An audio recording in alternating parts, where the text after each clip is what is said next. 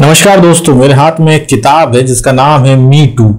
मी to वो शब्द है जिसने दुनिया भर में पुरुषों को असुरक्षित महसूस करा दिया, ठीक वैसा ही जैसा कि महिलाएं इस दौर में करती हैं। मी टू के दौर में पुरुष ने अपने मोबाइल फोन को इस तरह से लॉक कर दिया कि उसे खोलने से पहले हर कोई 100 बार सोचे। वह खुद भी मोबाइल के हर उस फाइल को अच्छे से खंगाल लिया जिसमें कुछ रह ना गया हो। मी टू शब्द ने पुरुष को अपने अंदर झांकने का एक मौका दिया। झांकना इसलिए ज़रूरी हो गया कि कहीं कुछ ऐसा तो नहीं कर दिया जिसकी वजह से कोई कहीं से उसे आवाज़ दे दे नाम लेकर कि तुम्हारे कारण मी टू। मी टू शब्द सोचने, बोलने और समझने में बहुत कुछ अलग तरह का एहसास कराता है। मी टू का दर्द अपने आप में बड़ा है। मी टू कह देना या मी टू को लेकर बहुत कुछ बोल देना आसान है, लेकिन इस शब्द को लेकर कुछ कहानियाँ लिखना बेहद मुश्किल है। ये कहानियाँ जो इस किताब में मौजूद हैं, उन कहानियों ने मुझे पढ़ते वक्त अंदर से झंझोरा और बताया कि मी टू शब्द का अर्थ वो नहीं है जिसमें एक बेहद महंगे होटल में बहुत सारे पत्रकारों, कैमरों और सवालों के बीच किसी पर आरोप लगा देना है। मी टू वो नहीं है जो बहुत महंगी लिपस्टिक लगाकर, चेहरे पर बहुत सारा क्रीम थोप कर, बालों को स्पा कराकर ये कह देना कि मी टू। दरअसल मी टू वो है जो किसी ने कहा ही नहीं। मी टू वो है, वो दर्द है जो कभी कहीं बयां हुआ ही नहीं। इस किताब ने उन कहानियों को हर्फ दर हर्फ ठीक वैसा ही बयां किया है जैसा कि पीड़िता की जिंदगी में घटता रहा, गुजरता रहा और एक जख्म कैंसर तक पहुंचा और फिर वो मर गया। लेखक इस किताब के बेहद नए हैं। उनके जीवन की ये पहली किताब है। उम्र भी बहुत कम है। शायद उस उम्र के लड़के मी टू का दर्द नहीं समझते हों, समझना भी नहीं चाहते, क्योंकि उन्हें पब, डिस्को और शायद अन्य बहुत सारी चकाचौंध से फुर्सत ना हो। इस किताब को लिखने वाले आकाश माथुर मूलतः पत्रकार हैं। अगर पत्रकारिता की भी बात की जाए तो अब उस पत्रकारिता में संवेदनशीलता या सामाजिक सरोकार अब बचा नहीं है, और जिस उम्र में आकाश माथुर हैं शायद अब उसमें तो सोच पाना भी मुश्किल है। बेहद ही खास है ये किताब। पढ़ते वक्त मुझे भी महसूस ये हुआ कि हमारे आसपास जाने कितनी घटनाएं ऐसी घटी जिसमें पीड़िता सिर्फ एक दीवार, पेड़, बिल्डिंग, सड़क जो कहीं कुछ बोलते नहीं हैं जैसा ही महसूस हुआ।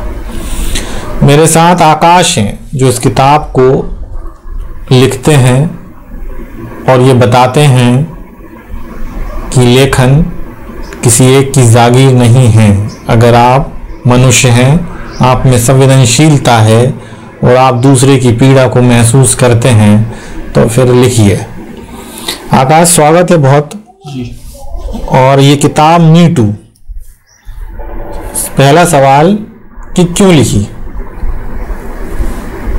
अधिकतर जब पत्रकार लोग हम लोग काम करते हैं तो खबरें मनोवृत्ति और घटना के बाद की चीज़ों को बयां नहीं कर पाती।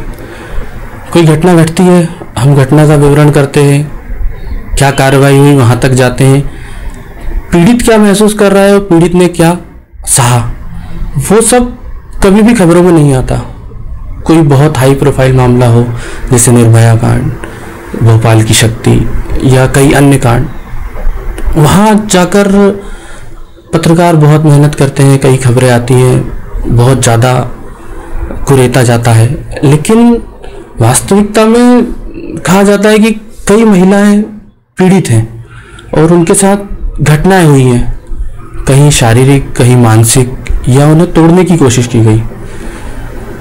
वो चुप रहती है, समाज को पता ही नहीं चलता कि वो उनके साथ कुछ हुआ है।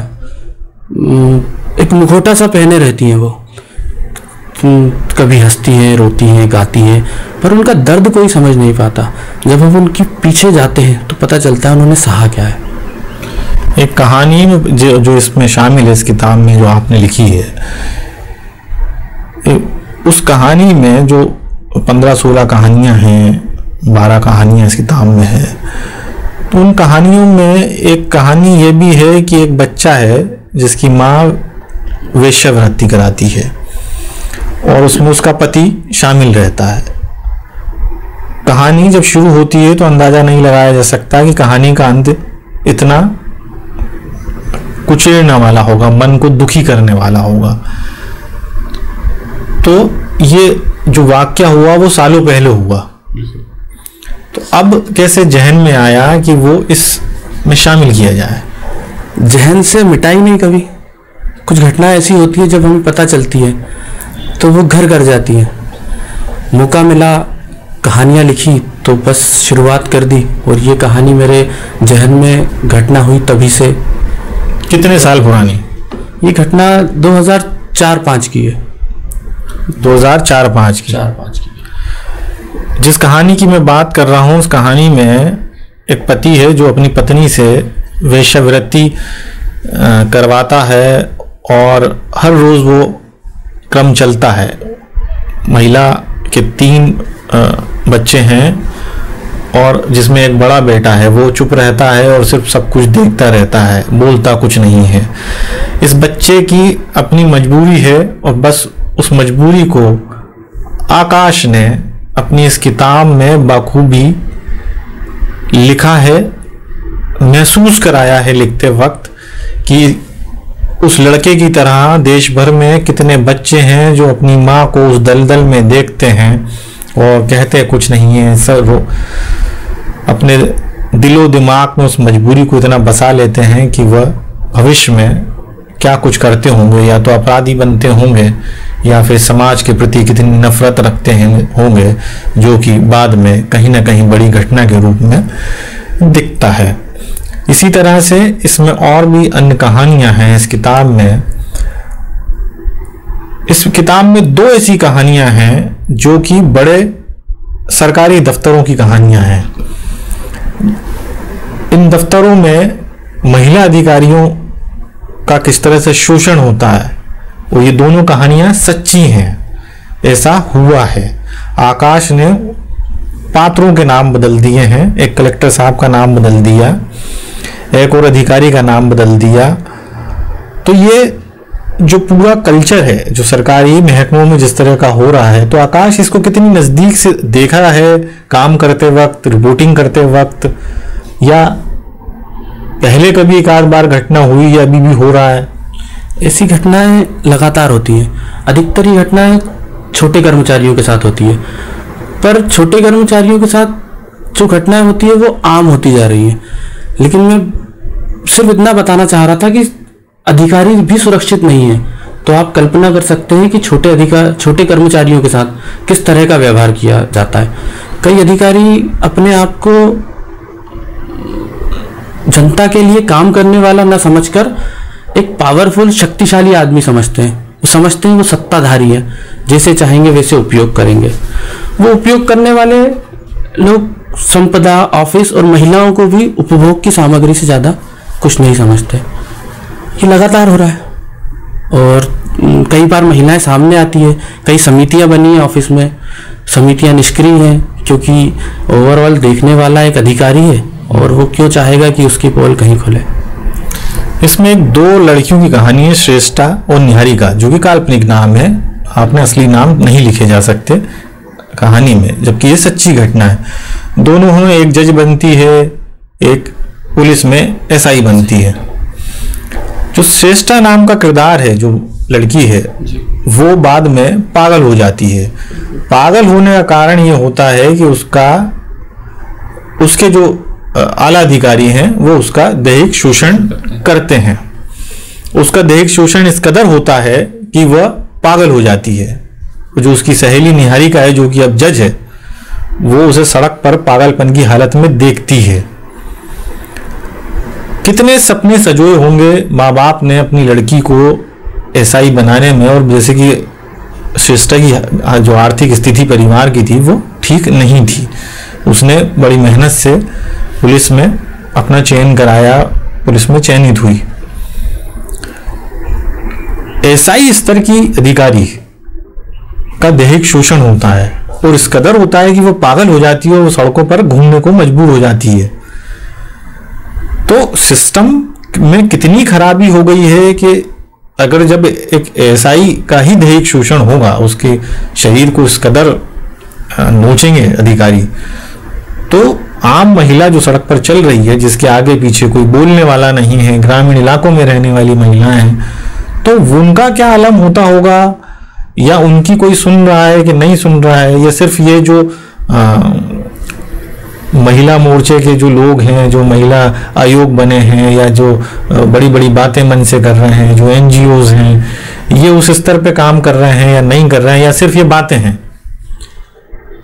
बातें नहीं, काम होता है, निश्चित तौर पर काम होता है, सभी जगह काम हो रहा है। कुछ अच्छे लोग हैं जो पुरुष वर्ग में अच्छे लोग हैं जो महिलाओं के लिए आगे आते हैं, काम करते हैं, पर कहानी का मूल जो है, श्रेष्ठा जो है, उसका दैहिक शोषण तो वो सहन कर लेती है, पर उससे जिसे प्यार है, जिसके साथ उसने अपनी जिंदगी के सपने संजोए हैं, वो व्यक्ति आकर उसे किसी और के हवाले कर देता है अपने निज स्वार्थ के लिए। वो दैहिक शोषण से बड़ा इस कहानी में किरदार जिससे श्रेष्ठा प्रेम में आती है, जिसका नाम शैलेंद्र आपने रखा इस कहानी किरदार में, वो शैलेंद्र श्रेष्ठा को, अपने आला अधिकारी को, सिर्फ अपने निजी स्वार्थ के लिए सौंप देता है। ये पहुंचाता है कि वो जाए और उसके साथ शोषण करवाए। मानसिक शारीरिक पीड़ा दोनों है। इससे पहले भी उसके साथ शोषण हो चुका है, वही आला अधिकारी ने किया है, पर उसको एक आस थी कि कोई है जो मेरी मदद करेगा। पर जब मदद करने वाला ही आपको किसी के हवाले कर दे, तो फिर उसकी सारी आस खत्म हो जाती है। असल में मीटू जो है वो शारीरिक तौर से शुरू होकर मानसिक चोट पहुंचाता है। तो वो जब मानसिक चोट लगती है, वो जो हालत होती है किसी की भी, एक आमतौर पे एक पुरुष को सही समझे हम कि अगर उसे दफ्तर में बेइज्जत किया जाता है अधिकारियों द्वारा सबके सामने, तो उसकी मनोदशा कई बार कुछ समय के लिए पागलों जैसी हो जाती है। एक और इसमें दिलचस्प कहानी है, इसमें जो पढ़ रहा था उसमें यह है कि एक बच्ची की कहानी जो 13-14 साल की है। वो बच्ची अपने ही घर में शोषित होती है, मतलब उसके जो रिश्तेदार हैं वो ही उसका शोषण करते हैं। वो जहाँ काम करती है माँ के साथ, उनको ये कहानी वो बताती है। बात मीटू की ही है। वो जो कहानी सुना रही है, जो लड़की जिसके यहाँ काम करती थी, उस जो आपने किरदार इसमें रखा है, वो बताती है कि मीटू दरअसल क्या है। बिल्कुल, वो जो पुरुष इसका वो कह रहे हैं, जो पुरुष इसका विरोध भी कर रहे हैं, कुछ पुरुष मीटू का विरोध भी किया जिन्होंने, कि ये सिर्फ हुआ है, सिर्फ महिलाएं प्रचारित अपने आप को कर रही हैं। कुछ हद तक ये सही भी है, जो कि अन्य कहानियों में आपने बताने का प्रयास भी किया है कि कुछ हद तक ये सही भी है। तो निजी राय में अगर मैं पूछूं कि आकाश माथुर की निजी राय क्या है कि मीटू है वो है जो बड़े बहुत महंगे 5 स्टार होटल में एक प्रेस कॉन्फ्रेंस की और किसी बड़े आदमी पर आरोप लगा दिया कि 10 साल पहले मेरे साथ शारीरिक शोषण फला आदमी ने किया था। मीटू वो है, या मीटू वो है कि एक महिला जिसके साथ लगातार रोज उसका पति ही शोषण करता है उसकी मर्जी के बिना, और फिर न उसके खाने का ध्यान, न पीने का ध्यान, किसी भी तरह का कोई मतलब नहीं रखता, और रोज रात के साथ उसके साथ दुष्कृत होता हो और वो कुछ भी नहीं कह सकती है। मीटू वो है या ये है?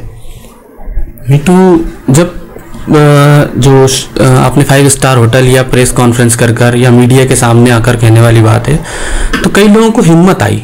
कुछ लोग हैं जो सही है, उनको लगा कि अब हम बात कर सकते हैं, हमारे साथ कुछ लोग खड़े हैं। लेकिन कुछ लोगों को तो अपना मौका चाहिए पब्लिसिटी का। बाकी जो एक अलग वर्ग है जिसकी हम कहानियों में बात कर रहे हैं, वो वर्ग ऐसा है जो उसके पास कई कारण है ना बोलने के। ऐसा नहीं है कि वो बिल्कुल चुप रहना चाहता है, उनकी आत्मा इसको स्वीकार कर लेती है, पर उससे बड़े कुछ बोझ उनके ऊपर है। किसी को परिवार चलाना है, किसी को अपने बच्चों को देखना है, किसी को सामाजिक डर है, जो भी उनके साथ बातें हैं उस कारण से वो रुके हुए हैं, अपने आप को रोके हुए हैं। कहने का प्रयास मैंने किया है, उनका जो दर्द है या जो मनोस्थिति है उस समय की, वो लिखने का प्रयास किया है, मगर सही है कि उसकी कल्पना कर पाना बहुत मुश्किल, बेहद मुश्किल है। एक और कहानी जो मैं इसमें पढ़ रहा था, इसमें बेहद मुझे लगता है कि वो सबसे रोचक तो नहीं कहना चाहिए, क्योंकि वो पीड़ा बेहद दर्द भरी है, उसको महसूस कर पाना भी शायद मुश्किल है। एक अधिकारी हैं जो तहसीलदार हैं और उनका शोषण संभवतः कलेक्टर उसमें करता है, और वो इसलिए करता है कि उनसे गलती हो जाती है और वो एक जिस मकान पर स्टे लगा रहता है उसको वो अतिक्रमण के तहत तोड़ देती हैं। मामला बढ़े नहीं, विवाद हो नहीं, कलेक्टर उनको बचाने की शर्त पे और दबाव बनाता है और उनका शोषण करता है और उनकी जिंदगी नर्क हो जाती है। जो बेहद दमंग हैं, लोगों की मदद करती हैं, लोगों को समाज में उनका बेहद सम्मान है इस वजह से, क्योंकि वो ईमानदारी से काम करती हैं। लेकिन सिर्फ एक इस घटना ने उनकी जीवन को बदल दिया। बहुत कुछ घटनाक्रम चलता है और वो अंत तक अपनी पीड़ा कहीं भी जाहिर नहीं कर पाती हैं। लोग तरह तरह की उनके बारे में बात करते हैं, उनके चरित्र को रोज रोज रेप करते हैं। ये कहानी जो आप तक पहुंची, छप गई, अब भले ही उनके सही नाम सामने ना हो, लेकिन एक कहानी, सच्ची कहानी सामने तो है। क्या मानते हैं कि ऐसे और कितने होंगे, किससे इतने कितने घटनाक्रम होते होंगे? क्या दफ्तरों में या महिलाओं का काम करना आसान है, मुश्किल है, या क्या किया जाए जिसकी वजह से जो वर्क कल्चर है सरकारी महकमों में वो बदले? शुरुआत, हम किसी भी कहानी को पढ़ें तो एक जब घटना की शुरुआत होती है तो उसके लिए व्यू रचना बहुत पहले से होने लगती है। तो थोड़ा सा सचेत महिलाओं को भी इस मामले में होने की जरूरत है। जब उनको एहसास हो जाए कि अब कुछ गड़बड़ हो सकती है या कोई गलत फायदा उठाने की कोशिश में जुट गया है, तो वहां से उन्हें अपने परिवार को सचेत कर देना चाहिए, क्योंकि किसी भी कितनी भी बड़ी समस्या हो उससे बाहर आया जा सकता है। समर्पित करना, सिर्फ अपने के ऊपर बोझ लेके चलने से कई बार इस तरह की बातें बढ़ जाती हैं, तो रोका जा सकता है। मुझे लगता है आकाश के जो ये मीटू जो किताब है, जो आपकी किताब है, इन कहानियों में जो सबसे मार्मिक कहानी मुझे पढ़ते वक्त इसमें सबसे मार्मिक कहानी लगी कि एक जो पागल औरत की कहानी आपने लिखी, मौन खंडर। मतलब एक तो मौन, ऊपर से खंडर। वो महिला भी एक तरह से खंडर जैसा ही जीवन व्यतीत कर रही थी। पागल, सड़क पर घूमना, खाने पीने की स्थिति नहीं, कपड़ों का पहनने का कोई होश नहीं, ठंड, बारिश, शारीरिक पीड़ा और मानसिक पीड़ा जो वो बर्दाश्त कर रही थी, उसके अलावा वो एक पीड़ा और बर्दाश्त करती, शायद वो अंदर महसूस कर रही थी लेकिन बोल नहीं पाई।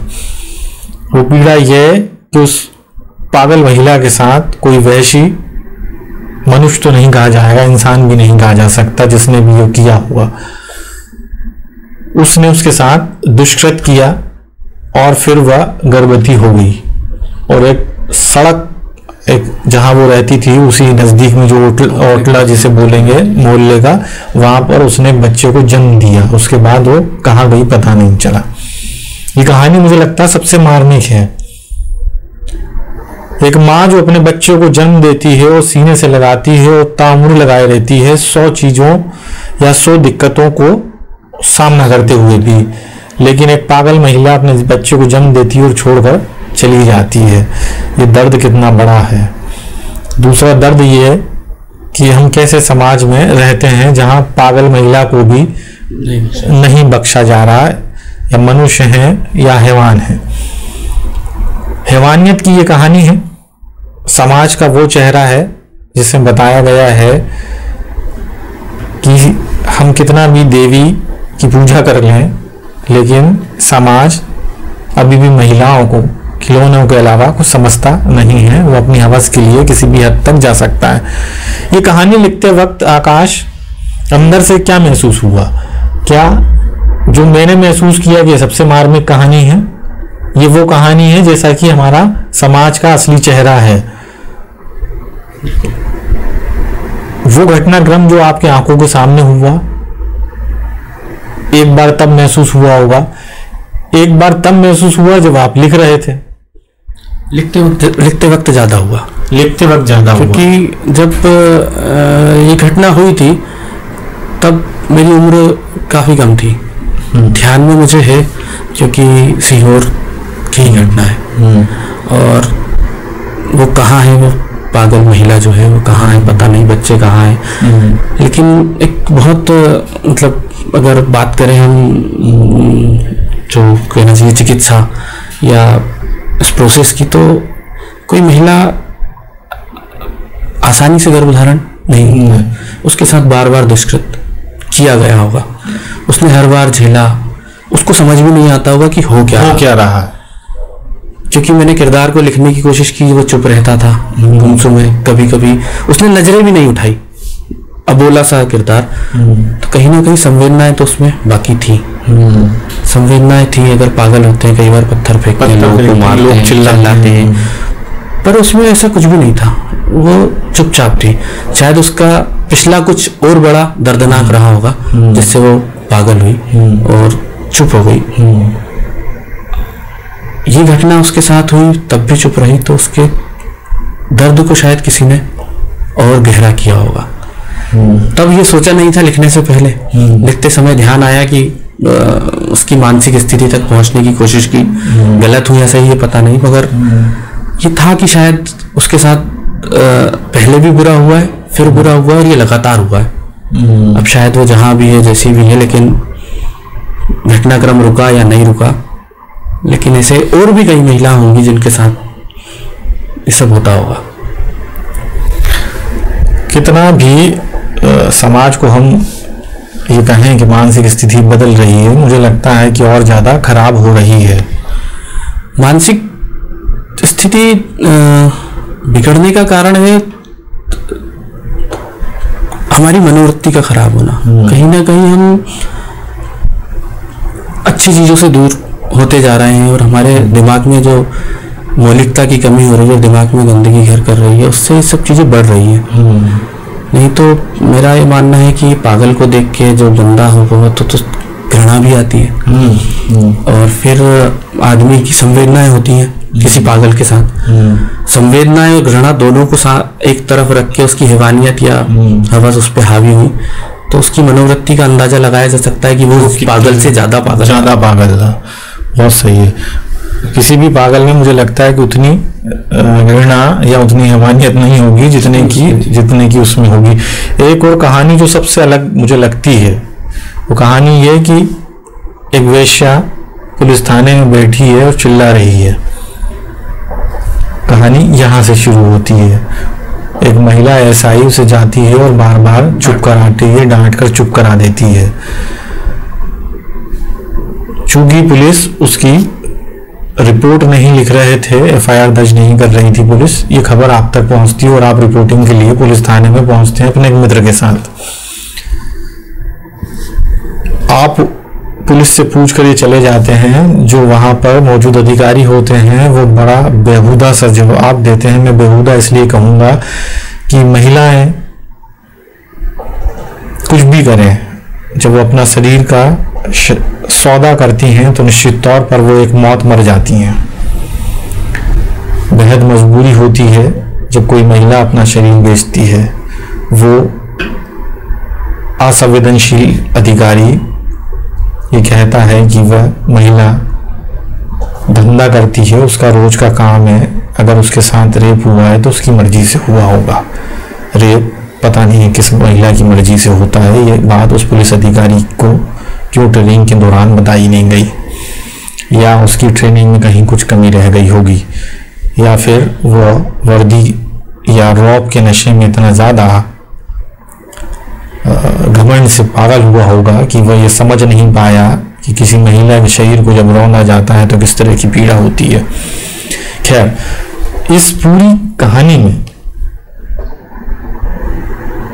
महिला के किरदार को, या महिला की जैसे बोलें कि बकौल महिला आपने पूरी कहानी लिखी, वो महिला ही अपनी कहानी सुना रही है। उसने ये बताया कि उसके पति का निधन हो गया, पैसों की तंगी, बच्चों का पढ़ना लिखना, एजुकेशन, स्वास्थ्य, सब चीजें हैं, घर चलाना। वो एक जगह नौकरी के लिए जाती है, पहले उसका दफ्तर काफी कुछ उसकी मदद करता है, प्राइवेट जॉब रहती है, लेकिन वहाँ एक साहब आते हैं और उन्हें झांसा देते हैं शादी का, और फिर उसका दैहिक शोषण होता है। ये भी एक तरीका है। एक वो होता है जो अपराधी कहीं से कुछ महिला जा रही होती तो पकड़ता है, अपहरण करता है और उसका रेप कर देता है। एक ये तरीका है कि किसी भी महिला को, लड़की को प्रेम में उलझाना, फंसाना, बहलाना, फंसाना, या संवेदना या मजबूरी का लाभ उठाना और उसे ये एक ढनास बना देना कि हाँ साथ दिया जाएगा, और फिर उसको, उसका शोषण करने वाला उसे छोड़ देना। इस महिला के साथ भी ठीक वैसा ही हुआ। उसके बाद जब वो बहुत मजबूर हो गई तो वो उसने अपना शरीर बेचना शुरू कर दिया, क्योंकि उसके बाद उसके साथ इतनी बार रेप हुआ कि उसको समझ ही नहीं आया कि अब उसके शरीर में बचा क्या है। इसके बावजूद भी उसकी जो देह थी, उसका जो शरीर है वो बिकता रहा। समाज का ये भी एक चेहरा है कि लोग फिर भी बार बार उसी महिला के साथ दुष्कर्म करते रहे पैसे देकर। एक दिन वो घटना होती है कि एक बड़े से रईस, हाँ, धनाढ्य परिवार के फार्म हाउस, प्रतिष्ठित लोग जिन्हें बोलेंगे, उनके फार्म हाउस पर उसको 10 लोग उसका रेप करते हैं और पैसा भी नहीं देते हैं। इसी बात के लिए वो वहां पर आती है और अपनी एफआईआर दर्ज कराना चाहती है। कहानी में वो यह भी कहती है कि या पैसा ही मिल जाए, पैसा ही मिल जाए। वो इस वाक्य में ही सबसे बड़ी पीड़ा है उसकी। बिल्कुल, वो जब तक वो अपनी मर्जी से सब कर रही थी तो वो अपने आप को वेश्या स्वीकार करती है। हाँ, पर जब उसे उसका पैसा नहीं मिलता जो उसकी मजबूरी की मांग है, तो फिर वो पीड़िता वाकई में, अगर कोई भी वो जो एक लाइन जो आप लिखते हैं वहां पर कि अगर पैसा मिल जाए तो मैं वेश्या हूं, और अगर पैसा ना मिले तो मैं पीड़िता हूं, तो वो स्वीकार भी करती है। ये बड़ी हिम्मत का काम है। तो बीच में भी एक जगह स्वीकार करती है जब उसके एक अधिकारी उसका फायदा उठा के मजबूरी का दैहिक शोषण करते हैं, प्यार का झांसा देके। वो कहती है वहां गलत मैं हूँ क्योंकि मुझे अपने आप को समर्पित नहीं करना था। वो उसे रेप नहीं मानती है, वो उसे धोखा मानती है, उसकी गलती मानती है, जो अधिकतर मीटू कहने वाले के साथ हो रहा है कि हम जब तक हमारी आवश्यकताओं की पूर्ति या हमारा जो भी असहमति है, फिर जब हमारी कुछ अपेक्षाएं टूटती है तो असहमति हो जाती है और फिर मीटू जैसी बात जन्म लेती है। तो उसने उसको स्वीकार किया है कि वो गलती उसकी थी क्योंकि उसने समर्पित किया। दूसरी बार उसकी मजबूरी थी कि वो अपने देह का व्यापार करती है, लेकिन जब उसे पैसा नहीं मिलता है तो वो महसूस करती है कि अब उसके साथ गलत हुआ है। क्योंकि शायद मुझे जहां तक मालूम है कि पत्नी भी कह सकती है कि पति ने उसके साथ दैहिक शोषण किया है अगर वो उसकी मर्जी के खिलाफ। तो इस तरह की भी एक कहानी जो आपने इसमें शामिल की, एक रेखा नाम का किरदार, रेखा जी करके कहानी का नाम भी रेखा जी है।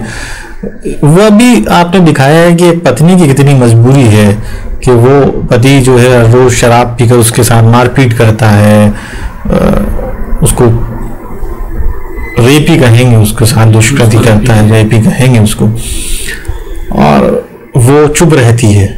वही महिला आगे जाके महिलाओं के बारे में जब वो कहती है तो बड़ा आश्चर्य होता है, और वो इस मुद्दे पर चुप हो जाती है क्योंकि उसने वो भोगा है। बाकी जो मंच पर बात कर रहे थे वो सिर्फ बात कर रहे थे, वो शायद इसी पूरे घटनाक्रम में इसलिए चुप हो जाती हैं। वो उसके चुप होने का एक और कारण है कि जब वो विरोध करती है, महिला विरोधी बातें करती है शुरुआत में कहानी की, तो उसका कारण है कि वो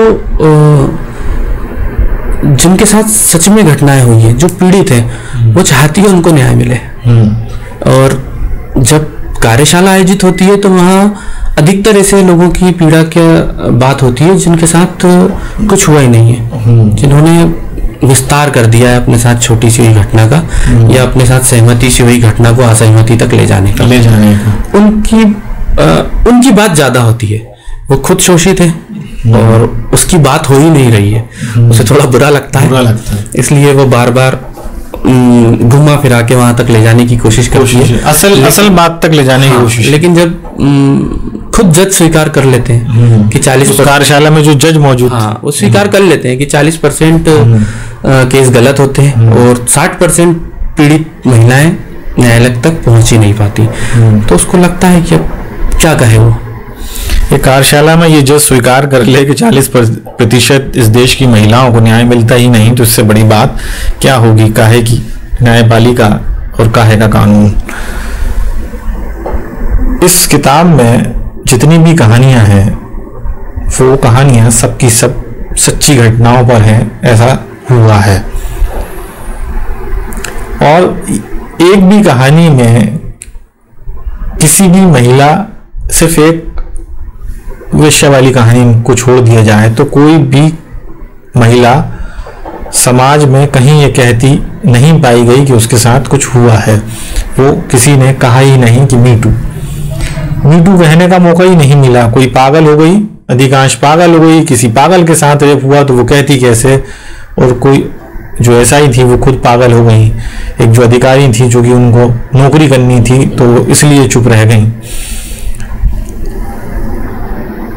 और जो कहानियां इसमें हैं, एक कहानी जो सबसे ज्यादा पूरे देश में चर्चित रही कि किसी आंदोलन के तहत एक उग्र भीड़ का चेहरा कैसे हैवानियत में बदलता है, और आंदोलन जिससे हम इस देश में आज़ाद हैं, आंदोलन जिससे इस देश में मानव अधिकारों के लिए कई कानून बने, आंदोलन जिसने जल जंगल बचाए, महिलाओं के लिए भी कई तरह के आंदोलन हुए जिससे कि महिलाओं को बहुत कुछ सही ढंग से जीने का अधिकार मिला इस देश में। उन आंदोलनों की शक्ल अब क्या हो गई है इस अति आधुनिक समाज में, वो दिखाती है आकाश की कहानी बदनाम ढाबा। एक ढाबा जहां पर बहुत लजीज पराठे मिलते हैं, वो ढाबा जहां पर बहुत लजीज व्यंजन मिलते हैं, बहुत नए तरह के, और आप बताते भी हैं कितने तरह के पराठे मिलते हैं वहां पर। 12 से ज्यादा तरह के और 150 तरह के अलग अलग व्यंजन मिलते हैं। 150 तरह के अलग अलग व्यंजन, 12 तरह के पराठे, जो एनसीआर दिल्ली के लोग अक्सर वहां पर खाने पहुंचते थे। फिल्म हस्तियां भी वहां। आपने अपनी कहानी में बताया कि माधुरी दीक्षित और एक जो निर्देशक हैं, डायरेक्टर हैं, संतोषी साहब, वो डायरेक्टर साहब वहाँ अक्सर पराठे खाने, राजकुमार संतोषी अक्सर पराठे खाने वहां पहुंचते थे उस ढाबे पे। एक ढाबे का नाम जो अपने पराठों के लिए मशहूर, एक ढाबे का नाम जो अपने विभिन्न 150 प्रकार के व्यंजनों के लिए मशहूर। अचानक एक घटना होती है और उस ढाबे पर एक वीराना छा जाता है। उस ढाबे को अब कोई नाम लेना भी पसंद नहीं करता। दरअसल ये कहानी जाट आंदोलन से जुड़ी है। जाट आंदोलन होता है और इस ढाबे के ठीक सामने या आसपास के इलाके में एक ही दिन में 10 महिलाओं का रेप कर दिया जाता है। रेप करने वाले कोई और नहीं होते, आंदोलन में शामिल वो अपराधी होते हैं जो आंदोलन की आड़ में इस घटना को अंजाम देते हैं, ताकि वो लोग जो आंदोलन के जरिए अपना फायदा उठाना चाहते हैं। आंदोलनों में कई बार महिलाओं के साथ गलत होता है, लूटपाट होती है। एक भीड़ इंतजार, कुछ लोग इंतजार करते हैं कि जहां भीड़ जुटे और वो भीड़ का फायदा उठाएं। बदनाम भीड़, जात, ढाबे, आंदोलन सब कुछ हो जाते हैं और उन लोगों का नाम ही नहीं आता। भीड़ का चेहरा नहीं होता, भीड़ जो कुछ करती है वो भीड़ ही होती है। बामुश्किल से कुछ लोग पकड़े जाते हैं या फिर होते भी नहीं हैं कई बार। वही हुआ यहाँ भी कि परिवार साथ था, पूरे परिवार की बदनामी होनी थी, महिलाएं डर से चुप हो गई। जैसा कि इस कहानी में पढ़ रहा था आकाश, इस कहानी में एक महिला आपने जिक्र किया, एक महिला का कि वो महिला 63 साल की है। आप ये देखिए समाज का ये भी एक चेहरा, किस तरह से विकृत हो गई है मानसिकता लोगों की, क्या दिमाग पे हैवानियत छाई हुई है कि 63 साल की महिला अपने परिवार के साथ उस आंदोलन, जब वो आंदोलन हो रहा था तो जा रही थी कार में अपने पति और भतीजे के साथ। उस महिला को उतारते ही आंदोलन की भीड़, जो भी लोग वहां पर शामिल होंगे, और उसके साथ दुष्कृत करते हैं और उसके पति और भतीजों को मारते पीटते हैं। 63 साल की महिला है, बुजुर्ग कह सकते हैं, सीनियर सिटीजन 60 साल के बाद कहा जा सकता है। ये 63 साल की महिला पुलिस के पास भी जाती है। वो शुरू में चाहती है कि रिपोर्ट दर्ज की जाए, बाद में उनको शायद लगता है कि अब बदनामी बहुत, इस उम्र में बदनामी का कलंक जैसा, क्योंकि मैं कहानी में मैंने शुरुआत में भी कहा है, जब मैं अरुणा जी की बात करता हूँ तो अधिकतर क्या होता है कि जब इस तरह के दुष्कृत्य वाले मामले आते हैं तो सजा पीड़िता भुगतती है, अपराधी नहीं भुगतता। बदनाम अपराधी से ज्यादा पीड़िता होती है, तो वो जो बदनामी का डर है वो उन्हें रोक देता है। और एक और खास बात है इस कहानी में कि जो बच्चे हैं, शायद उनकी उम्र मैंने लिखी भी है, वो उनके बच्चों से भी कम उम्र के हैं। तो विकृति जब हावी होती है या गलत मानसिकता जब लोगों पे आती है। किताब की शुरुआत में आपने लिखा कि जो किताब है वो आप अरुणा शानबाग को समर्पित करते हैं। आपने कहीं कुछ पीड़ा उनकी शायद महसूस करने की कोशिश की इस किताब के माध्यम से।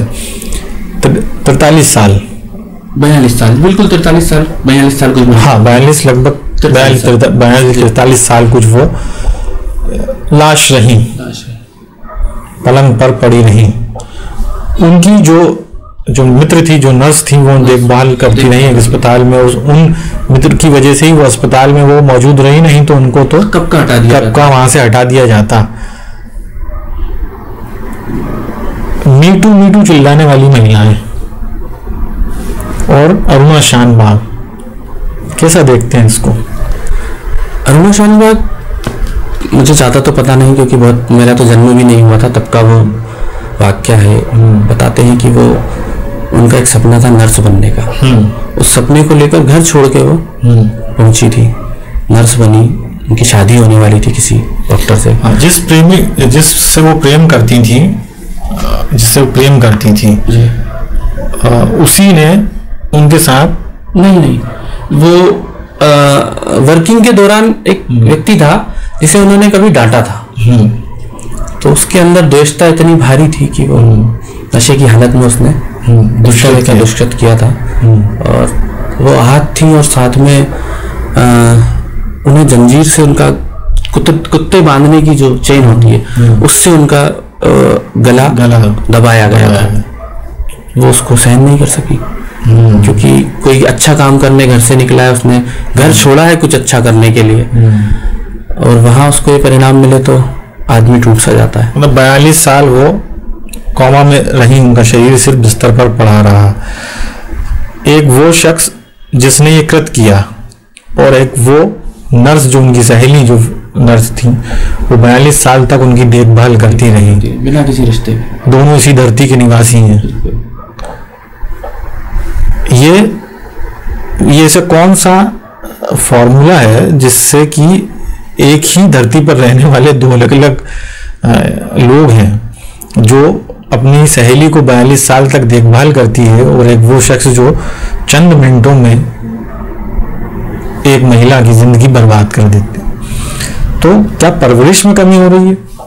नहीं, परवरिश में कमी नहीं कहा जा सकता। कोई भी माँ बाप नहीं चाहते कि उनका बच्चा इस तरह की कोई घटना को अंजाम दे। हम जो मौलिकता, मैंने अभी भी कहा था, मौलिकता की कमी, या यूं कहें कि पता नहीं कहाँ से क्या हो रहा है कि लोग कुछ भी कर गुजरने से बात सोच नहीं रहे कि उनका भी परिणाम क्या होगा और जिसको उन्होंने प्रताड़ित किया है उसका परिणाम क्या होगा। ये जो दुष्कर्म होता है, अगर ये दुष्कर्म ना हो, सहमति से हो, तो कहीं कोई परेशानी नहीं है। वो कौन सी मानसिक द्वेषता, अधिकतर तो मैं देखता हूँ कि द्वेषता होती है कि आदमी के मस्तिष्क में इतना बुरा असर डालता है कि वो कैसे भी बदला ले ले। इस तरह के लोग ज्यादा इस तरह की घटनाओं को अंजाम देते हैं। कुछ अपने प्रभाव में करते हैं, जो अपने आप को, मैंने जो 2 अधिकारियों की बात कही कि वो 3 अधिकारियों की बात कही, वो अपने आप को राजा समझने लगते हैं। जब हम अपने आप को बहुत बड़ा समझने लगते हैं तो हम कई तरह के लोगों को वस्तु समझने लगते हैं। और जब हम लोगों को वस्तु समझते हैं तो हम उनका उपभोग ही करेंगे, उनका इस्तेमाल इस्तेमाल करेंगे, उपभोग करेंगे। तो समानता आए, हम इंसान को इंसान समझे, तो फिर संवेदनाएं रहेंगी, और संवेदनाएं रहेंगी तो इस तरह की घटनाएं होना असंभव सा है। इस किताब का जब आप अंत करते हैं, इस किताब की जो अंतिम कहानी है वो इंडोनेशिया से आपने कहानी ली, इंडोनेशिया की कहानी है वो।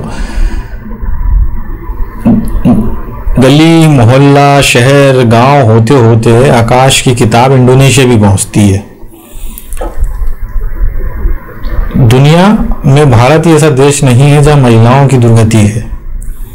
अन्य देशों में भी महिलाओं की क्या हालत है उस पर भी आकाश एक नज़र दौड़ाते हैं और ये बताते हैं कि दरअसल जो पुरुष है खामी उसी में है। इंडोनेशिया की जो कहानी है जिसमें आप जंगल में पहुंच जाते हैं कि एक शहर है वो भी जंगल हुआ है और एक जंगल है वो तो जंगल है ही। तो उस कहानी में आप ये बताते हैं कि जो मादा वन मानुष है उसके साथ लोग किस तरह से दुष्कर्म करते हैं, रेप करते हैं और उसे भोग की वस्तु बना दिया जाता है, उसे एक वेश्या की तरह इस्तेमाल किया जाता है। और वो एक समय ऐसा आता है कि जिसको देखकर लोग डरते हैं, वन मानुष को लोग देखकर डरते हैं, वो मनुष्य से डरने लगते हैं। जो सामान्य मनुष्य कदकाठी का है वो उससे वो डरने लगती है, वो उन्हें देखकर भागती है। तो आप समझ सकते हैं कि दुष्कृत किस तरह की पीड़ा होती है महिला के लिए कि एक जो जंगल में रहने वाली वन मनुष्य है जिसकी कदकाठी सामान्य मनुष्य से बहुत ज़्यादा, उसकी ताकत बहुत ज़्यादा है, वो दिखने में काफ़ी कुछ डरावनी भी है, इसके बावजूद वो भी उन लोगों से डरने लगती है जो उससे दुष्कृत करते हैं। बड़ी अच्छी ये कहानी है। इस पूरी किताब का जो निचोड़ है वो ये है कि दरअसल जब माता पिता लड़की से ये पूछते हैं कि वो कब कितने बजे कहाँ जाएगी कहाँ आएगी और इतनी देर से वो क्यों आई घर, ये सवाल अगर माँ बाप लड़कों से पूछेंगे तो मुझे लगता है कि कुछ हद तक वो समझ पाएंगे कि लड़का और लड़की में फर्क नहीं होगा। लड़के लड़कियों को भी उसी नज़र से देखेंगे जिस नज़र से वो चाहते हैं कि लोग उनको देखें। महिलाओं का सम्मान करना उतना ही ज़रूरी है जितना कि पुरुष खुद का सम्मान कराना चाहते हैं। दरअसल सब कुछ मेल ईगो का है। इसका दूसरा पहलू आकाश में जो समझ पाया पूरी कहानियां आपकी पढ़ के, वो ये समझ पाया कि अधिकांश कहानियों में रिजेक्शन जो है, किसी महिला की तरफ आपने देखा और उसने नजरें घुमा ली तो आपका ईगो हर्ट हो जाता है। जो मेल ईगो है, जो रिजेक्शन का जो ईगो है, जब कोई महिला कोई लड़की आपको रिजेक्ट कर देती है, ये रिजेक्ट ना या उसका मन नहीं होता, उसके मन का उसकी अपनी मर्जी है, उसकी अपनी आज़ादी है कि वह अपनी मर्जी से किसे चुनेगी। वो आपकी प्रॉपर्टी नहीं है, वो आपकी संपत्ति नहीं है। तो ये जो पुरुष का जो अहम है जिसे बोलेंगे, जो पुरुष होने का घमंड है, वो कहीं ना कहीं पूरी कहानी में देखता है कि जो आपकी 12 कहानी है उसमें से मुझे लगता है 6-7 में तो मेल ईगो ही घटना का प्रमुख वजह है। ये एक बड़ी वजह है और ये शायद मुझे लगता है कि पुरुषों के लिए बेहद शर्म की बात है। बिल्कुल कि अभी भी इस दौर में जहां लड़का लड़की में फर्क नहीं और हर चीज की आज़ादी है, जहां लड़कियां अब अपनी मर्जी से अपना जीवन साथी चुनती हैं, अपने दोस्त चुनती हैं, अपने कपड़े, किताबें, कैरियर सब कुछ चुनती हैं, वहां उनको अब भी लड़कों के दिमाग में, पुरुषों के दिमाग में अभी भी ये है कि वो हाँ, कि वो खुद को श्रेष्ठ समझता है और उसे ये हक है, ये वो समझ बैठा है कि उसको ये हक है कि वह जिसको चाहे, अगर किसी को वो चाहे तो उसको वो मिलना चाहिए। आखिरी कहानी जिसका आपने अभी जिक्र किया वो वन मानुष की है, और उसका नाम दिया है वन मानुष। आखिरी कहानी का जो उद्देश्य है, मेरे किसी भी कहानी का कोई उद्देश्य नहीं है, मैं नहीं चाहता कि कोई मैं सीख दूं किसी को, मैं उसके काबिल नहीं हूँ, लेकिन मेरा उनकी पीड़ा को व्यक्त करना उद्देश्य है। लेकिन मैं आखिरी कहानी में बोल गया, सीख दे गया कि वन मानुष, हाँ, मेरी इंसान से वहाँ दरख्वास्त है कि वो मनुष्य बन जाए, मनुष्य बन जाए। बड़ी अच्छी सी लाइन लिखी है आकाश ने आखिरी कहानी में। कभी कभी लिखते वक्त भी कुछ ऐसा लिखा जाता है जो जैसे आकाश ने कहा कि वो कहानियों के माध्यम से सीख नहीं देना चाहते थे, वो सिर्फ ये बताने चाहते थे कि तुम जितना साफ सुथरा सा जो चेहरा जो आसपास दिखते हैं, दरअसल उनके चेहरे बहुत ही भयानक हैं। वो जो अधिकारी जो लाल बत्ती में घूमते रहते हैं, सुबह से बढ़िया अच्छा सूट बूट पहन के निकलते हैं, लोग बनना चाहते हैं, जिनके जैसे लोग बनना चाहते हैं, फला IAS फला IPS, दरअसल वो आइडियल नहीं है, वो बेहद खौफनाक चेहरा है उनका, वो इंसान कहलाने लायक भी नहीं है। आखिरी में जो कहानी जिसका जिक्र आकाश कर रहे हैं, उन्होंने बड़ी अच्छी सी लाइन उसमें लिखी है कि मनुष्य है मनुष्य बन मनुष्य। 3 शब्द हैं इस पूरे वाक्य में, लेकिन बहुत गहरी बात है। मेरा सिर्फ इतना कहना है इस पूरी किताब के बारे में कि आकाश ने इस किताब को बेचने के लिए नहीं लिखा। आकाश ने इसलिए भी नहीं लिखा कि आकाश को लेखक के रूप में जाना जाए। आकाश ने इस किताब को इसलिए भी नहीं लिखा कि आप उसकी प्रशंसा करिए पढ़ने के बाद। इस किताब को आकाश ने मेरे नजरिए से समझा जाए तो शायद इसलिए लिखा कि जो उसने महसूस किया अपने पत्रकारिता जीवन में, अपने बाल काल में, अपनी जवानी में, जवान खैर वो अभी भी हैं, लेकिन जितने जीवन वो अलग अलग दौर में जहां रहे, जहां उन्होंने अपना बचपन गुजारा, तो उन्होंने आसपास जो घटनाक्रम देखा, जो पीड़ा उन्होंने महसूस की, वो उस किताब में हूबहू शब्दों के जरिए कागज पर उतार दी। आकाश सिर्फ इस किताब को इसलिए लिख रहे थे या लिखा उन्होंने कि माँ बाप इस किताब को अपने बच्चों को दें। इस किताब को उन बच्चों को जरूर पढ़ना चाहिए जो स्कूल में हैं, जो कॉलेज में हैं, और जो कहीं भी हैं। और मुझे लगता है माँ बाप को भी पढ़ना चाहिए ये किताब। ये वो मीटू नहीं है जो 40 कैमरों के सामने बहुत महंगी लिपस्टिक लगाकर किसी बड़े आदमी पर उंगली उठा दी गई है। ये वो मीटू नहीं है। ये वो मीटू है जो